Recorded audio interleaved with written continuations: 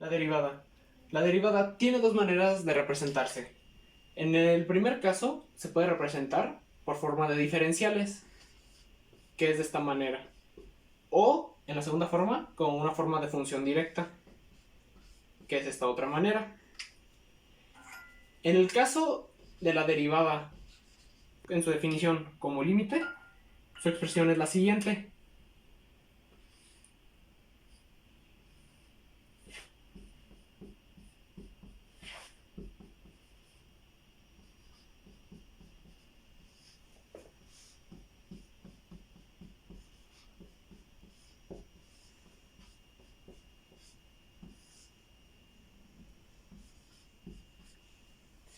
Donde se puede leer que la derivada es igual al límite cuando delta x tiende a 0 de la función evaluada en x más delta x menos la función original, todo ello entre delta x.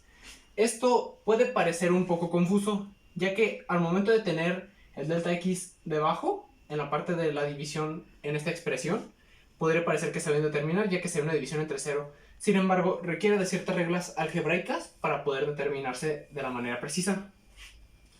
En el caso de la notación, para esto se requiere la representación de la primera derivada. Sin embargo, si se va a representar una segunda, tercera, cuarta derivada, simplemente se tienen que agregar sus respectivos exponentes o comillas, ya sea en el primer caso, representarlo de la siguiente manera.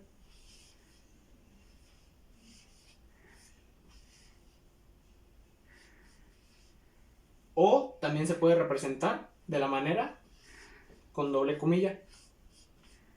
¿Qué quiere decir esto? Que representa la segunda derivada en ambas maneras de la respectiva función. Si se quiere determinar una derivada más grande y las comillas no son suficientes, muchos suelen utilizar simplemente el número de derivada, ya sea expresándolo como un f con una n entre paréntesis y una x. Esta n entre paréntesis, que obligatoriamente se tiene que escribir entre paréntesis en la forma del exponente, representa el número de derivada, ya sea para indicar en algunos casos la primera derivada, la segunda derivada o la tercera derivada, etcétera, de la siguiente manera.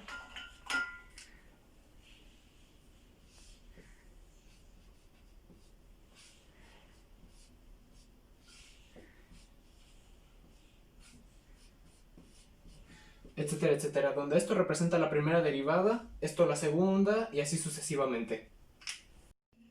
En el primer ejemplo de la derivada como límite, se va a tomar en cuenta el siguiente ejemplo, que es la función de x cuadrada, la cual, como ya se conoce, es una parábola. Al momento de tomar como referencia el límite y su definición respectiva, se va a escribir de la siguiente manera. Límite cuando delta x tiende a 0 de x más delta.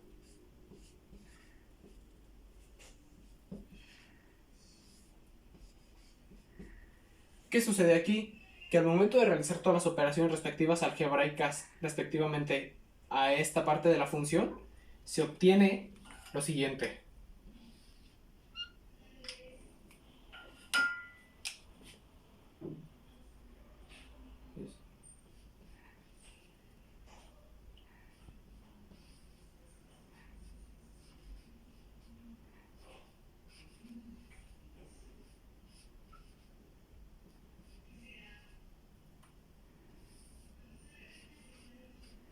Y al realizar sus respectivas operaciones algebraicas a todo esto, se obtiene restando x menos x cuadrada, se anulan estos términos, o se simplifican mejor dicho. Y en lo restante resulta 2x delta x más delta x al cuadrado sobre delta x. Eso es equivalente a que factorizando el delta x en el numerador se obtiene 2x más delta x, todo ello sobre delta x. Y simplificando los respectivos delta x se obtiene esto, que es a lo que se le obtendrá el límite. Así que esto va a ser igual al límite cuando delta x tiende a 0 de 2x más delta x, lo cual es igual a 2x más 0 igual a 2x. Y así se obtiene la derivada de x cuadrada en su forma de definición de límite. Otro ejemplo más complejo acerca de la derivada y tomándola como referencia como límite, en su forma de definición como límite, está el ejemplo de el número neperiano elevado a x, que en este caso es una función exponencial. Al momento de tomar esto en su forma de definición de la derivada, se obtiene que límite de h cuando tiende a 0, reemplazando delta x por h para facilitar un poco las cosas, de e a la x más h menos e a la x sobre h. Por consiguiente, al momento de aplicar la factorización a esta parte, porque se obtiene lo siguiente, que es el límite cuando h tiende a 0 de e a la x por e a la h, esto por leyes de los exponentes, menos e a la x sobre h, se puede factorizar respectivamente esto, que es el e a la x. Obteniendo eso, al momento de factorizarlo, se obtiene límite cuando h tiende a 0 de e a la x por e a la h menos 1 sobre h.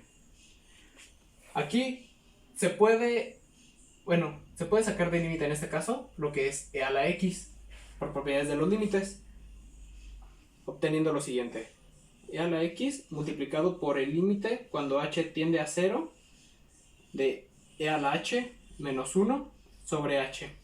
Ahora, como sabemos, la definición de e elevada al exponente h por series de Taylor y de Maclaurin que se verán en otro video, se expresan de la siguiente manera en suma.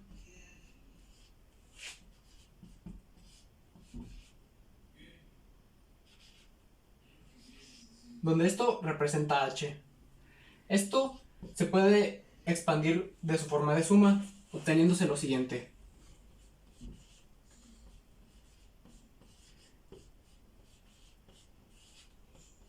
Y así sucesivamente. Voy a ir un 3, pero por la determinada fórmula que se nota aquí, es un 3 factorial. Como se expresó en el video de simbología matemática, el 3 factorial es 3 por 2 por 1, lo cual 3 por 2 por 1 nos va a dar el equivalente a 6. En este caso, aquí faltó el h cúbica y h cuadrada. En este caso, así se representa el e al h como definición. Ahora, reemplazando esto en el límite, se obtiene lo siguiente.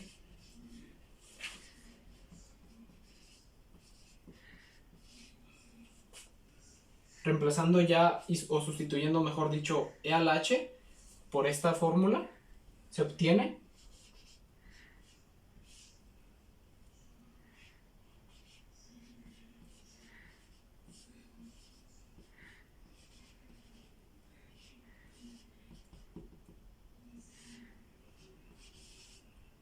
y todo ello dividido entre h.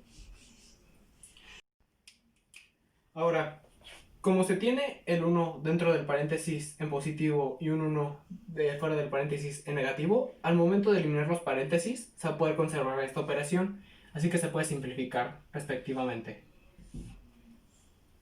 Por consiguiente, ahora, como se tiene el límite, cuando h tiende a 0, se necesita aún simplificar el resto de la expresión.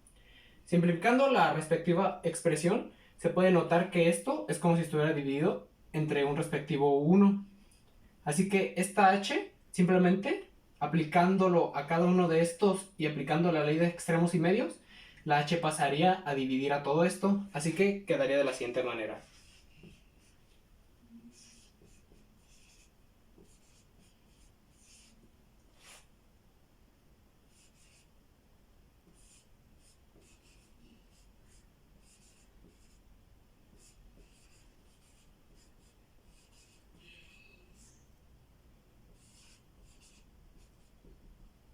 Y así sucesivamente.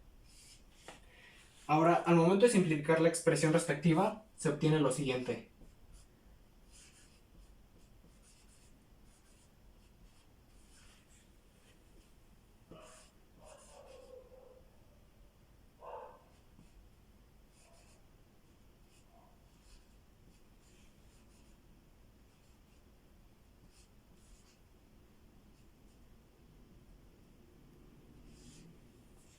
y así sucesivamente. Ahora, ya que se obtuvo esto en la última expresión, ahora sí se puede evaluar con h en 0. Esto va a ser igual a e a la x, y ya cuando se aplica o se calcula el límite respectivo, se obtiene 1 más 0 entre 2 más 0 entre 6, etcétera, etcétera. ¿Por qué 0? Porque como h va a ser 0, 0 entre 2 va a ser igual a 0, más 0 al cuadrado, que es 0 entre 6, y así sucesivamente, lo cual se va a expresar de la siguiente manera.